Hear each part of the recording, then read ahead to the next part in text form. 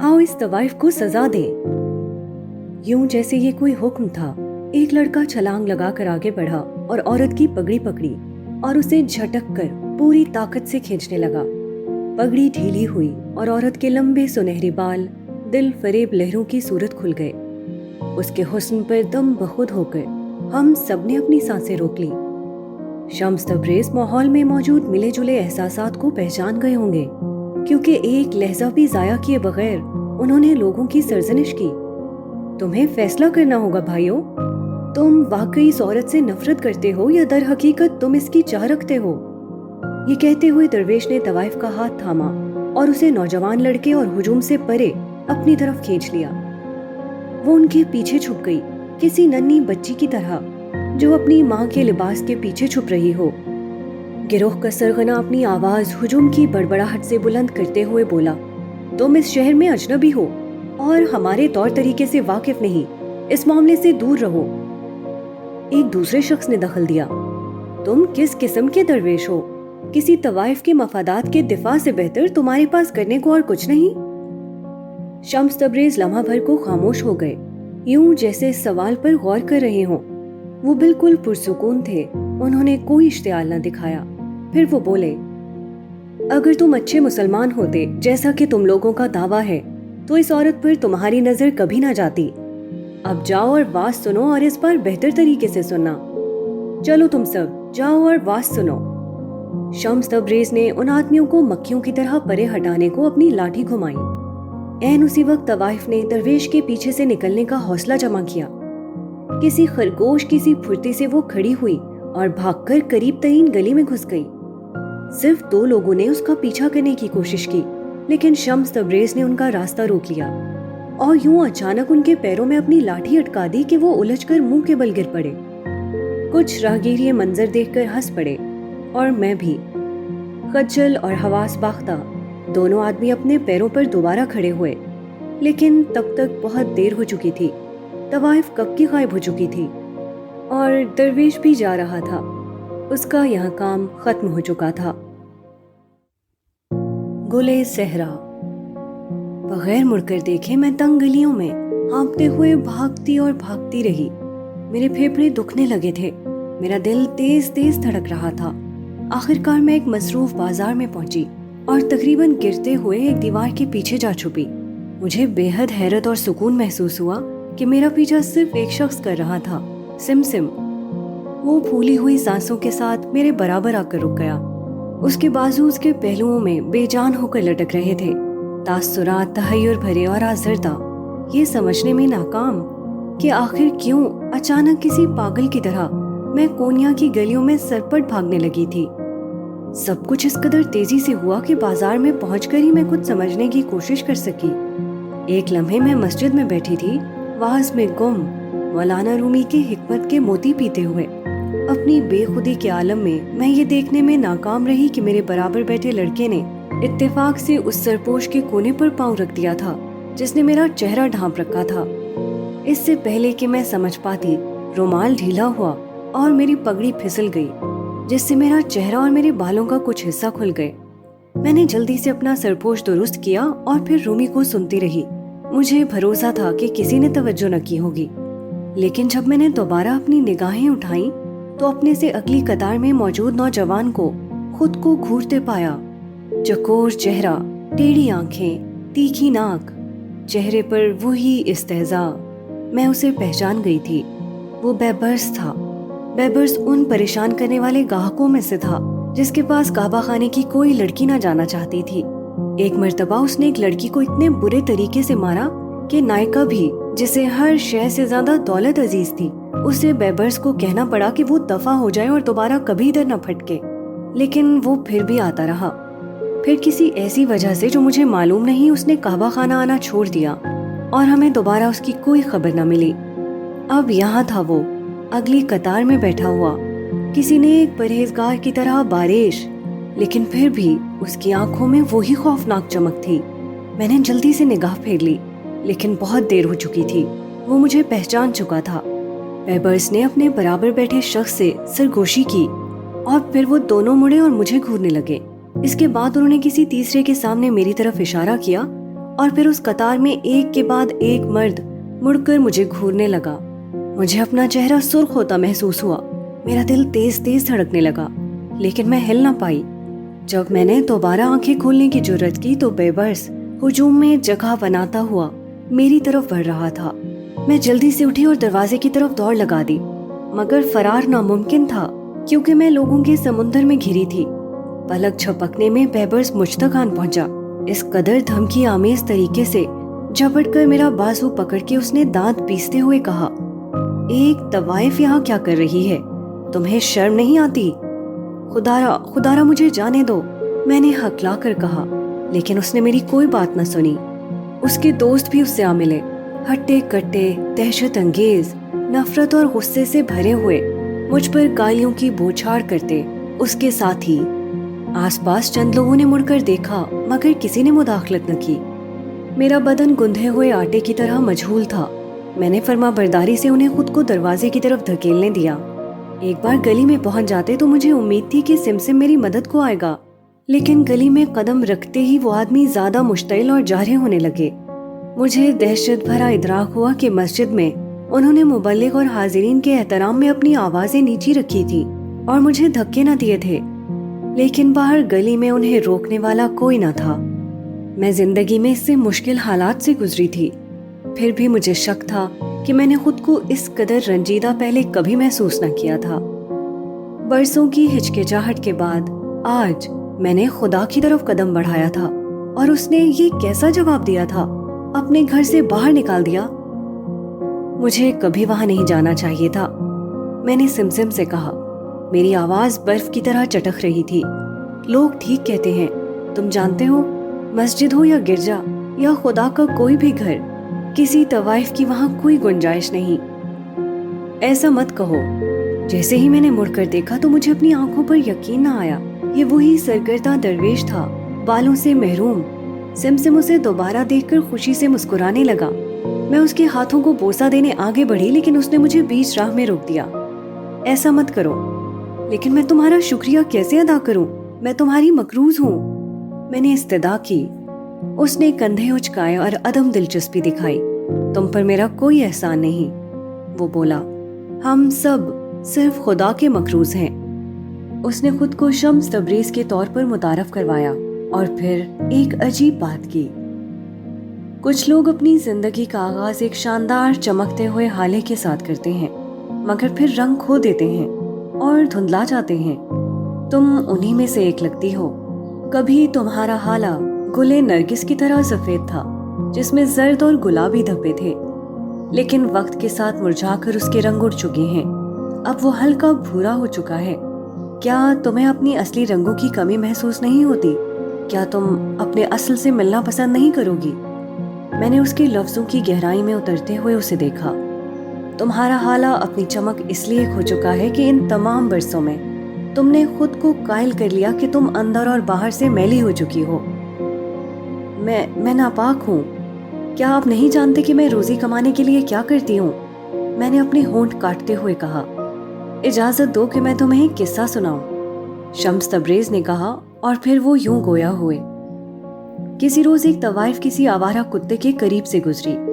جانور سخت دھوپ میں ہانپ رہا تھا، پیاسا اور بے بس۔ طوائف نے فوراً اپنا جوتا اتارا اور قریب ترین کنویں سے اس میں کتے کے لیے پانی بھر لائی۔ پھر اس نے اپنا راستہ لیا۔ اگلے روز اس کا آمنا سامنا ایک صاحب بصیرت صوفی سے ہوا۔ صوفی نے اسے دیکھتے ہی احترام سے سلام کیا۔ وہ حیرت زدہ رہ گئی، لیکن انہوں نے اسے بتایا کہ کتے کے لیے اس کی مہربانی اتنی کھری اور بے میل تھی کہ اس کے سب گناہ موقع پر ہی معاف کر دیے گئے۔ میں سمجھ گئی کہ شمس مجھے کیا بتانے کی کوشش کر رہے تھے، لیکن میرے اندر کسی شے نے ان کا یقین کرنے سے انکار کر دیا۔ اس لیے میں نے کہا، میں آپ کو یقین دلاتی ہوں، چاہے میں کونیا کے سارے کتوں کو ہی پانی پلا دوں، یہ میرے گناہوں کے کفارے کے لیے پھر بھی کافی نہیں۔ تم یہ نہیں جان سکتی، صرف خدا جان سکتا ہے۔ اور تمہیں یہ خیال کیوں آیا کہ جن آدمیوں نے آج تمہیں دھکے دے کر مسجد سے نکالا وہ خدا کے مقرب ہیں؟ چاہے وہ خدا کے قریب نہ ہوں تب بھی انہیں یہ کون بتائے گا؟ کیا آپ بتائیں گے؟ میں نے قائل ہوئے بغیر کہا۔ درویش نے اپنا سر ہلایا۔ نہیں، نظام اس طرح نہیں چلتا. وہ تم ہو جسے انہیں یہ بتانا چاہیے. آپ کا خیال ہے کہ وہ میری بات سنیں گے؟ وہ لوگ مجھ سے نفرت کرتے ہیں. وہ سنیں گے، انہوں نے عزم سے کہا، کیونکہ ان یا وہ نام کی کوئی چیز نہیں، بالکل جیسے میں نام کی کوئی چیز نہیں. تمہیں اپنے دماغ میں صرف یہ رکھنے کی ضرورت ہے کہ کیسے اس کائنات کی ہر شے اور ہر کوئی باہم مربوط ہے. ہم سب سینکڑوں اور ہزاروں مختلف وجود یا ہستیاں نہیں، ہم سب ایک واحد ہیں. میں منتظر رہی کہ وہ اس بات کی وضاحت کریں، مگر انہوں نے بات جاری رکھی. یہ 40 اصولوں میں سے ایک ہے. اگر تم چاہتے ہو کہ لوگ تم سے مختلف طرح سے سلوک کریں تو پہلے تمہیں اپنے سے خود روا رکھے سلوک کو بدلنا ہوگا. جب تک کہ تم خود اپنے آپ سے بھرپور طرح سے اور خلوص سے محبت کرنا نہ سیکھ لو، کوئی صورت نہیں کہ تم سے محبت کی جا سکے. اگرچہ جب تم اس مرتبے کو پہنچ جاؤ تو ہر اس کانٹے کے لیے شکر گزار ہونا جو دوسرے تم پر پھینکیں گے. یہ علامت ہے اس بات کی کہ جلد ہی تم پر گلاب نچھاور ہوں گے. وہ ذرا دیر رکے اور پھر مزید کہنے لگے، تم دوسروں کو اپنی بے عزتی کا الزام کیسے دے سکتی ہو جبکہ تم خود اپنے آپ کو احترام کا مستحق نہیں سمجھتی؟ میں اس بات پر اپنی گرفت محسوس کرتے ہوئے، جو حقیقت میں پھسل گئی تھی، لاجواب کھڑی رہ گئی. میں نے ان تمام مردوں کے بارے میں سوچا جن کے ساتھ میں نے وقت گزارا تھا، جس طرح وہ مجھے ذلیل اور رسوا کرتے تھے، اور یہاں یہ درویش کہتا تھا کہ میں تازہ چشمے کے پانی سے بھی زیادہ پاک تھی. یہ ایک بے مزہ لطیفہ محسوس ہوا. جب میں نے زبردستی ہنسنے کی کوشش کی تو میرے حلق سے آواز نہ نکلی اور میں سسکیاں بھرنے لگی. ماضی ایک بھور ہے، اگر تم نے اسے اپنے حال پر غالب آنے کی اجازت دے دی تو وہ تمہیں نگل جائے گا. شمس تبریز نے یوں کہا جیسے انہوں نے میری سوچیں پڑھ لی تھی. وقت محض ایک فریب خیال ہے. تمہیں حال میں اس موجود لمحے میں جینے کی ضرورت ہے، بس یہی اہم ہے. یہ کہہ کر انہوں نے اپنے لبادے کی جیب سے ایک ریشمی رومال نکالا. یہ رکھ لو. وہ بولے، بغداد میں ایک نیک آدمی نے یہ مجھے دیا تھا، لیکن مجھ سے زیادہ تمہیں اس کی ضرورت ہے. یہ تمہیں یاد دلائے گا کہ تمہارا دل خالص ہے اور خدا تمہارے اندر بستا ہے.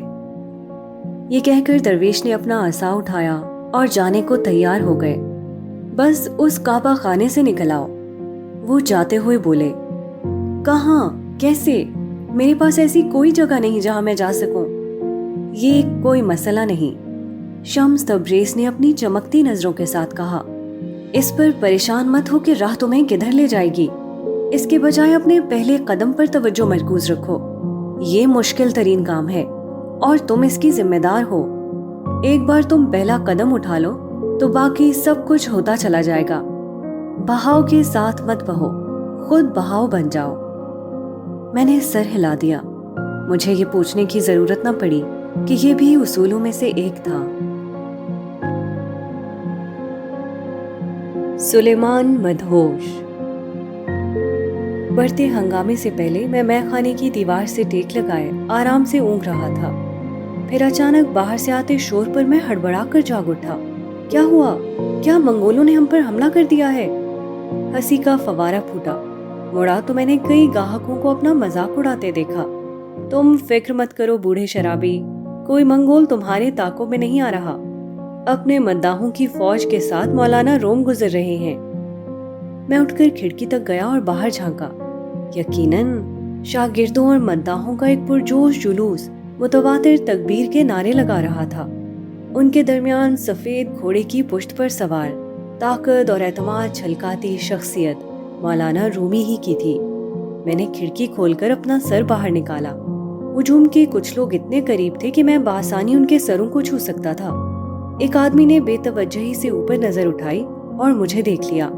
السلام علیکم. میں نے ایک سے دوسرے کان تک پھیلی مسکراہٹ کے ساتھ سلام کیا.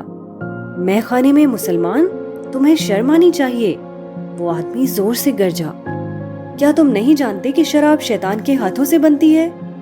میں نے جواب دینے کے لیے اپنا منہ کھولا، مگر اس سے پہلے کہ میں کوئی آواز نکالتا میرے سر کے پاس سے شوں سے کوئی تیز چیز گزری. مجھے دہشت سے ادراک ہوا کہ وہ پتھر تھا. اگر میں آخری لمحے ذرا جھک نہ گیا ہوتا تو وہ میری کھوپڑی پھاڑ چکا تھا. اس کے بجائے وہ کھلی کھڑکی سے گزر کر میرے پیچھے بیٹھے ایرانی تاجر کی میز پر جا گرا. ताजिर नशे में इस कदर बदमस्त था कि समझ ही ना पाया कि हुआ क्या था। उसने पत्थर अपने हाथ में ले लिया और उसका यूं जायजा लेने लगा जैसे वो आसमानों से भेजा गया कोई मुबहम पैगाम हो। सुलेमान, खिड़की बंद करो और अपनी मेज पर वापस जाओ, एरिस्टॉस ने धाड़ कर कहा। उसकी आवाज मारे तशवीश के भर्राई हुई थी। तुमने देखा अभी क्या हुआ? अपनी मेज की तरफ लड़खड़ा कर जाते हुए मैंने कहा। किसी ने मेरी तरफ पत्थर उछाला, वो मेरी जान ले सकते थे। एरिस्टॉस ने भवें उचकाई। मुझे अफसोस है, मगर तुम क्या तवक्को कर रहे थे? क्या तुम्हें नहीं मालूम कि कुछ लोग किसी मुसलमान को किसी मैखाने में नहीं देखना चाहते, और यहाँ तुम किसी सुर्ख लालटेन की तरह चमकती अपनी नाक के साथ अपनी नुमाइश कर रहे हो। तो क्या हुआ? मैं हकलाया। क्या मैं इंसान नहीं? तुम जानते हो, यही वजह है कि मुझे मजहब नागवार गुजरता है। हर किस्म के मजहबी लोग इस कदर पुरएतमाद होते हैं कि खुदा उनकी तरफ है कि वो सोचते हैं कि वो हर किसी से बरतर हैं। मैंने कहा। एरिस्टॉस ने कोई जवाब न दिया। वो मजहबी था, लेकिन मैखाने का तजुर्बेकार मालिक भी था, जो जानता था कि किसी बरहम और खफा गाहक को कैसे ठंडा या पुरसुकून करे। मुझे नहीं मालूम कि इस दुनिया में शराब ममनू क्यों की गई, लेकिन जन्नत में इसे देने का वादा किया गया। अगर ये इतनी बुरी है जितना लोग दावा करते हैं, तो इसे जन्नत में क्यों पेश किया जाएगा? मैं बड़बड़ाया। सवालात सवालात, तुम हमेशा सवालों से भरे रहते हो। क्या तुम्हें हर चीज के बारे में सवाल करना होता है सुलेमान? एरिस्टॉस हाथ छटकते हुए बड़बड़ाया। यकीनन मैं करता हूँ सवाल, हमें दिमाग इसीलिए तो बख्शा गया था। कोनिया के यहूदी मोहल्ले में एक ईसाई के मैखाने में हम तमाम मजहबों के मानने वाले मैनोशों का मिला जुला गिरोह बैठा था। बादल सुर्ख का आखिरी जाम चढ़ाकर मैंने शब से पहले मैखाने से बाहर निकला। अपना ख्याल रखना, एरिस्टॉस ने अलविदा में हाथ हिलाते हुए मुझे खबरदार किया। मैंने एक ऐसा दोस्त रखने पर खुद को खुश नसीब महसूस करते हुए सर हिला दिया जिससे मेरी इतनी परवाह थी। लेकिन जैसे ही मैंने खाली गली में अंधेरे में कदम रखा, मुझ पर एक इस किस्म की थकन तारी हो गई जो मैंने पहले कभी महसूस न की थी। मैंने ख्वाहिश की कि काश मैं मैसूर की सुराही साथ उठा लाया होता। शिकस्ता गोल पत्थरों पर अपने जूतों की चाप के साथ लड़खड़ाते हुए चलते मेरे जहन में मौलाना रूमी के जुलूस के आदमियों का नजारा घूम गया। उनकी निगाहों में अपने लिए मौजूद नफरत और घिन की झलक याद करके मुझे तकलीफ हुई। अगर किसी चीज से मुझे दुनिया में सबसे ज्यादा नफरत थी तो वो थी दिखावे की शर्मो हया। इन्हीं सोचों में घिरे हुए मैं एक ज़ेली गली में घुस गया।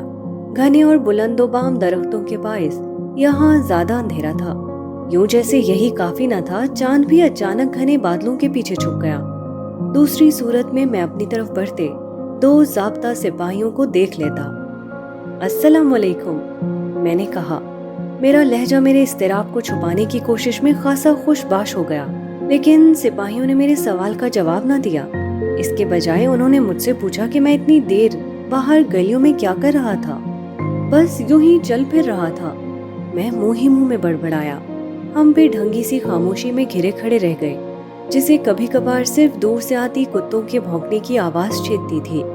एक मुहाफिज ने मेरी तरफ कदम बढ़ाया और हवा में सूंघा। यहाँ से बदबू आ रही है, वो अचानक बोल उठा। हाँ, इससे शराब के भपके उठ रहे हैं। दूसरे मुहाफिज ने तस्दीक की। मैंने सूरत हाल से नरमी से निमटने का फैसला किया। तुम लोग फिक्र मत करो, बू सिर्फ मजाजी है। चूंकि हम मुसलमानों को सिर्फ मजाजी या इस्तारे की शराब पीने की इजाजत है, इसलिए बदबू भी मजाजी ही रहेगी। ये क्या बकबक कर रहे हो? पहला मुहाफिज खर्रा कर बोला। तभी चांद बादलों के अकब से निकल आया और हमें अपनी नरम फीकी सी चांदनी में लपेट लिया। अब मैं अपने सामने खड़े आदमी को देख सकता था।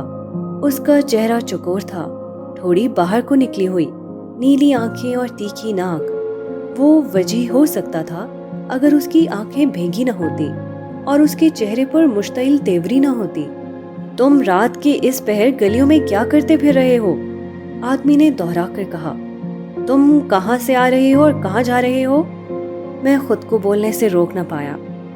ये गहरे सवालात हैं बेटे। अगर मुझे इनके जवाब मालूम होते तो मैं इस दुनिया में हमारे मकसद का असरार हल कर चुका होता। गलीज आदमी, क्या तुम मेरा मजाक उड़ा रहे हो?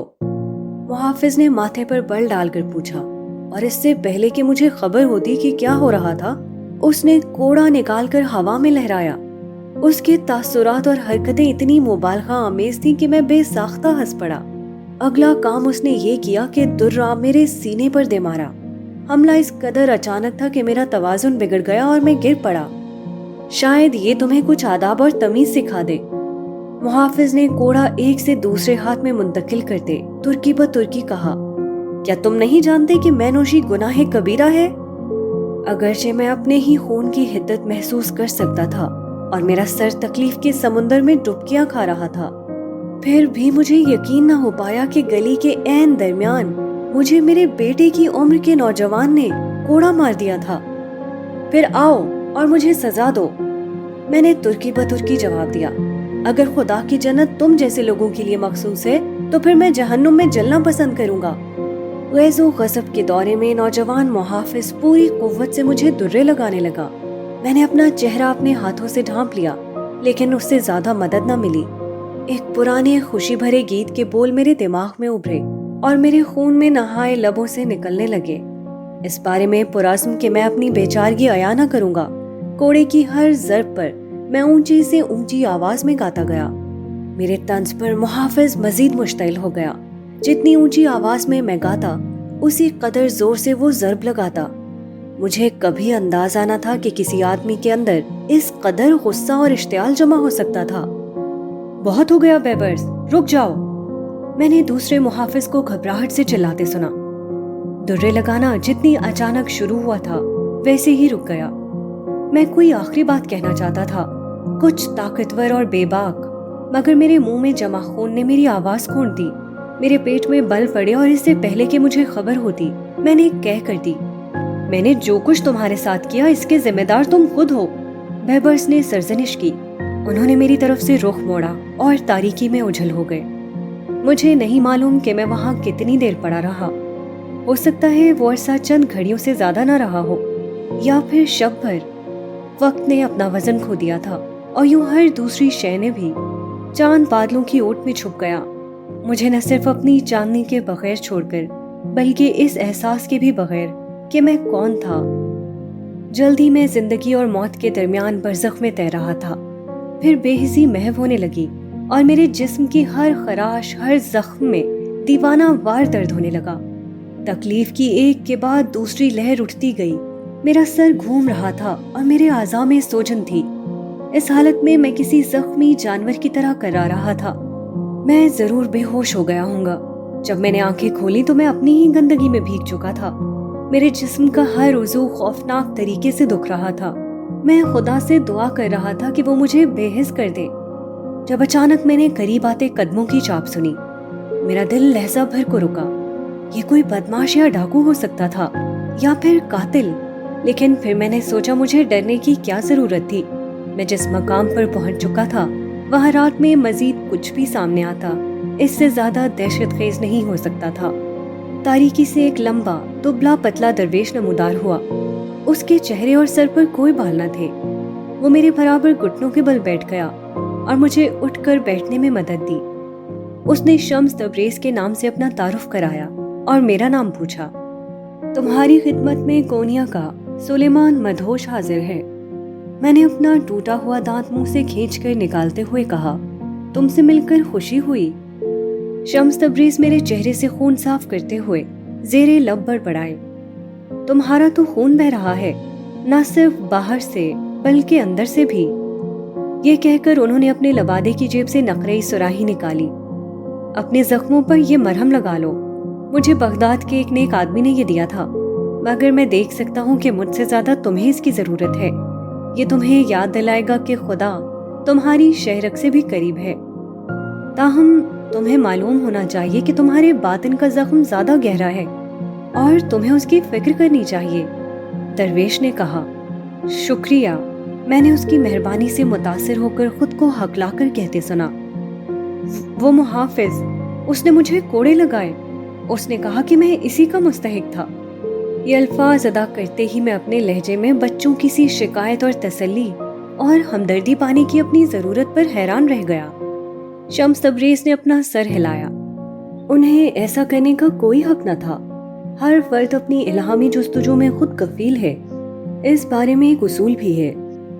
ہم سب خدا کی صورت پر تخلیق کیے گئے تھے، اور پھر بھی ہم میں سے ہر کسی کو مختلف اور منفرد بنایا گیا. کوئی سے دو انسان ایک جیسے نہیں، کوئی دو دل ایک ہی لے پر نہیں دھڑکتے. اگر خدا سب کو ایک جیسا بنانا چاہتا تو بنا سکتا تھا. اس لیے اختلافات کا عدم احترام اور اپنے خیالات دوسروں پر مسلط کرنا خدا کی مقدس حکمت کے عدم احترام کے برابر ہے. یہ خوب بات کہی، میں نے اپنی آواز میں موجود سکون پر حیران ہوتے ہوئے کہا. لیکن کیا تم صوفی اس خدا کے بارے میں کبھی شک نہیں کرتے؟ شمس تبریز ایک تھکن زدہ مسکراہٹ کے ساتھ بولے. ہم شک بھی کرتے ہیں اور شکوک اچھے ہوتے ہیں. اس کا مطلب ہے کہ تم زندہ ہو اور جستجو میں ہو. وہ اتار چڑھاؤ والے خوش الہان لہجے میں بات کرتے تھے، یوں جیسے کوئی کتاب پڑھ رہے ہوں. آگے بڑھنے کا یہ واحد راستہ ہے. ہر نیا قدم ہمیں حق کے قریب تر کر دیتا ہے. اگر ہیرسٹوس نے تمہیں اس طرح بولتے سنا تو وہ تمہیں دیکھ بھال کر بولنے کا کہے گا. وہ کہتا ہے کہ ہر لفظ ہر کان کے لیے موزوں نہیں ہوتا. میں نے کہا. شمس تبریز اٹھ کر کھڑے ہوتے ہوئے ہولے سے ہنسے. خیر، اس کی بات میں زور تو ہے. آؤ میں تمہیں تمہارے گھر چھوڑ دوں. ہمیں تمہارے زخموں کی دیکھ بھال کرنی ہوگی اور کوشش کرنی ہوگی کہ تم کچھ دیر سو جاؤ. انہوں نے مجھے اٹھ کر اپنے پیروں پر کھڑے ہونے میں مدد دی، لیکن میں بمشکل چل سکتا تھا. بغیر ہچکچائے درویش نے مجھے یوں اٹھا لیا جیسے میرا کوئی وزن ہی نہ تھا اور اپنی پشت پر سوار کر لیا. میں تمہیں خبردار کرتا ہوں، مجھ سے بدبو آ رہی ہے. میں نے مارے شرم کے زیر لب کہا. کوئی بات نہیں سلیمان، فکر مت کرو. اس طرح خون اور بدبو کی پرواہ کیے بغیر درویش کونیا کی تنگ گلیوں میں مجھے پشت پر اٹھائے چلتا رہا. میں صوفی شاعری میں شراب کے تذکرے پر ہمیشہ متجسس رہا ہوں. میں نے کہا. صوفی جس کی تعریف کرتے ہیں وہ اصلی شراب ہے یا استعارہ؟ اس بات سے کیا فرق پڑتا ہے میرے دوست؟ ایک اصول اس بات کی وضاحت کرتا ہے. جو کچھ بھی ہم کرتے ہیں اس میں فرق ہمارے دل اور ہماری نیت سے پڑتا ہے، ہمارے ظاہری حلیوں سے نہیں. ایک صوفی دوسروں کو ان کے ظاہری حلیوں سے یا وہ کون ہے اس سے نہیں جانچتا. جب صوفی کسی پر نگاہ جماتا ہے تو وہ اپنی دونوں آنکھیں بند رکھتا ہے. اس کے بجائے وہ اپنی تیسری آنکھ کھول لیتا ہے، قلب کی نگاہ، جو صرف باطن کو دیکھتی ہے. ایک لمبی اور تھکا دینے والی رات کے بعد اپنے گھر میں تنہا میں نے اس سب پر غور کیا جو رونما ہوا تھا. میں جس قدر خود کو خستہ حال اور کم نصیب محسوس کر رہا تھا، اتنا ہی میرے اندر کہیں گہرائی میں ایک مسرت بھرا اطمینان تھا. لمحے بھر کو مجھے اس اطمینان کی جھلک دکھائی دی اور مجھے ہمیشہ اسی میں رہنے کی تمنا محسوس ہوئی. اس لمحے میں جانتا تھا کہ آخر کہیں خدا موجود تھا اور وہ مجھ سے محبت کرتا تھا. اگرچہ میرا پورے کا پورا بدن زخمی اور سوجا ہوا تھا. عجیب بات تھی کہ مجھے مزید کوئی درد یا تکلیف محسوس نہ ہو رہے تھے.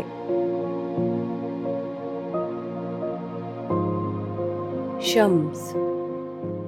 بس شب بھر ہی پہلے اس سے جب مولانا رومی سے میری پہلی ملاقات ہوئی، میں شکر فروشوں کے سرائے میں بیٹھا تھا. میرا دل خدا کی بنائی اس کائنات کے جاہو جلال پر مسرور تھا جسے اس نے اپنے عکس پر تخلیق کیا تاکہ ہم جس طرف بھی رخ کریں اسی کی تلاش و جستجو کر سکیں اور اس کی معرفت پا سکیں. اور پھر بھی انسانوں نے شاذ ہی ایسا کیا. میں نے ان افراد کو یاد کیا جن سے میں ملا تھا، گداگر، طوائف اور شرابی، عام لوگ جو ایک مشترک اور عام عارضے کا شکار تھے، خدائے واحد سے جدائی. وہ اس قسم کے لوگ تھے جنہیں علماء اپنے مرمری ممبروں سے دیکھنے میں ناکام رہتے ہیں. میں نے سوچا کہ آیا رومی ان علماء سے مختلف تھے؟ اگر نہیں تو میں نے خود سے عہد کیا کہ مجھے ان کے اور سماج کے نچلے طبقے کے درمیان آبی گزرگاہ کا کام کرنا ہوگا. شہر خوابیدہ تھا. یہ رات کا وہ پہر تھا جب شب خیز جانور بھی طاری سکون و امن میں مغل ہونے سے ہچکچاتے تھے. شہر کو خوابیدہ دیکھ اور سن کر میں بے پناہ اداس اور انتہائی شاداں و فرحاں بھی ہو جاتا تھا، حیران ہوتے اور سوچتے ہوئے کہ بند دروازوں کے پیچھے کون سی کہانیاں جی جا رہی ہوں گی. اگر میں نے کسی اور راستے کا انتخاب کیا ہوتا میں کس قسم کی کہانیاں جی سکتا تھا، لیکن میں نے کوئی انتخاب نہ کیا تھا۔ اگر کوئی انتخاب ہوا تھا تو میں نے نہیں بلکہ اس راہ نے مجھے منتخب کیا تھا۔ جب تک کہ میں خود سے واقف ہوں میں ٹھیک ہوں۔ جو کوئی خود کو جان لیتا ہے وہ گویا خدا کو جان لیتا ہے۔ چاند نے اپنی چاندنی میں مجھے نہلا دیا۔ ریشمی چادر جیسی نازک ہلکی سی بارش شہر پر برسنے لگی۔ میں نے اس مبارک لمحے کے لیے خدا کا شکر ادا کیا اور خود کو اس کے سپرد کر دیا۔ ایک روز اور باقی ہے کہ میں اپنے ساتھی، اپنے رفیق سے ملوں گا۔ میں سو نہیں پا رہا۔